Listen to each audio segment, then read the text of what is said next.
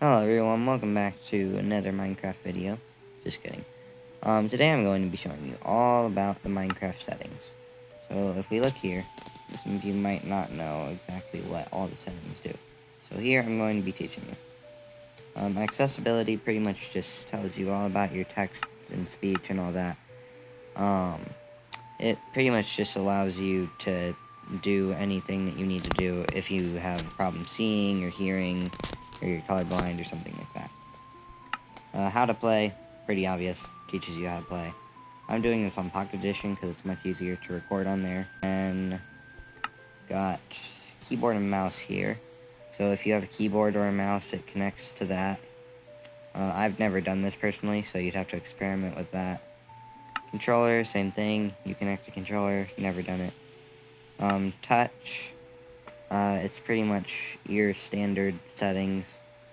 So you have your sensitivity, which is pretty much how fast or slow you turn. Mine's normally at 60 or something close to that. Spyglass dampening. I'm pretty sure it's how much your spyglass like zooms in or distorts the image, or like, it's kind of like your FOV. Invert y-axis pretty much just makes your camera go up and down instead of, or no, down is up and up is down, pretty much like that. Auto jump, it makes you jump automatically when you run into a block. Destroy block vibrate means that it vibrates whenever you destroy a block. Split controls, which I don't use, splits the joystick, or not the joystick, the D-pad thing, between the two sides of the screen. Lefty is if you want to use your left hand to jump and stuff, and then use your right hand to move. Swap, jump, and sneak, that pretty much just swaps your sneak button and jump button.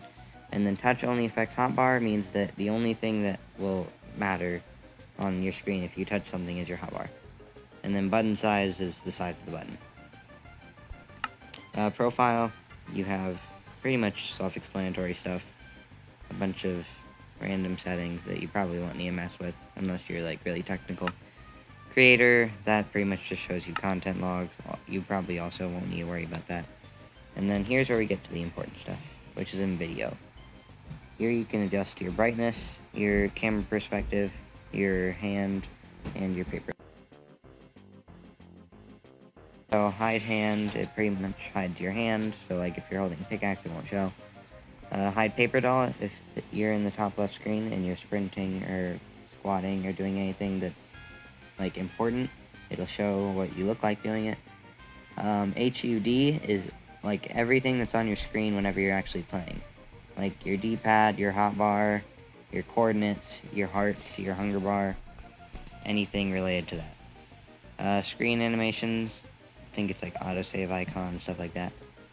HUD opacity 100%, that means like how transparent is your stuff so you can see through it. FOV is how much it like bends your thing to look like a fisheye. Autosave icon, outline selection, that means that, well, autosave icon, it shows whenever it's autosaving. Outline shows whenever you're selected in the hotbar. And then in-game player name means that you can see players' names in the game, which is kind of self-explanatory, as always. View bobbing, I'm not entirely sure what this does, but I think it means whenever you're swimming in water, it shows that. Camera shake, it shakes the camera whenever you get hit or are going really fast.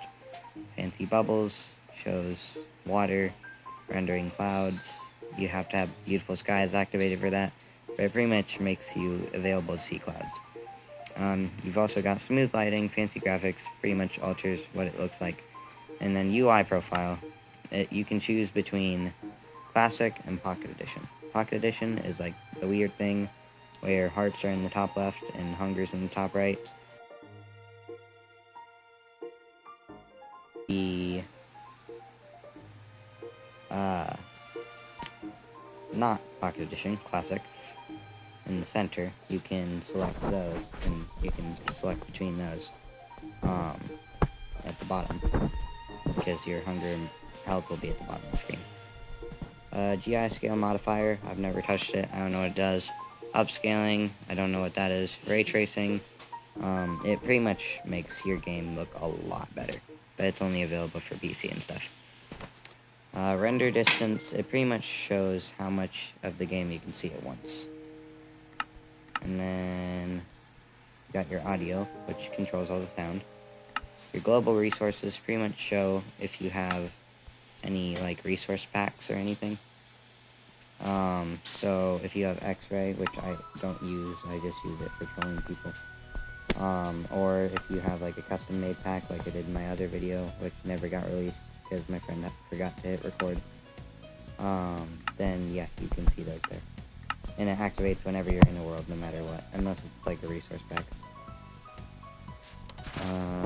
Storage, it controls what your storage is, and if you want to delete a world permanently, you can go here and stuff.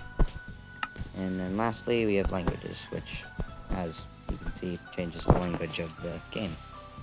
And yeah, that's pretty much all the settings for Minecraft.